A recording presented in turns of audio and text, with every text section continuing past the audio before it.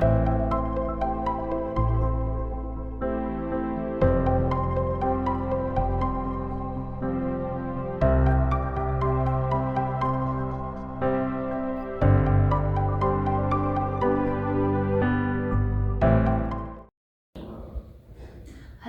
my name is Twinkle and I studied in Nagarjuna College of Engineering and Technology. I graduated in 2022 in civil engineering.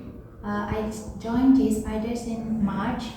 When I took the decision to shift to IT, I made a very good decision in joining JSpiders because this place is the perfect place for learning. It provides me with the best learning environment.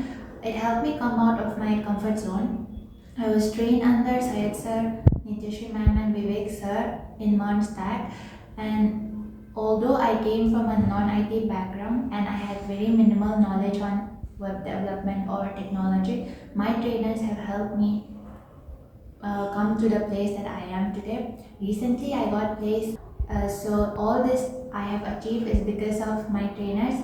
I would like to thank them, and that is all.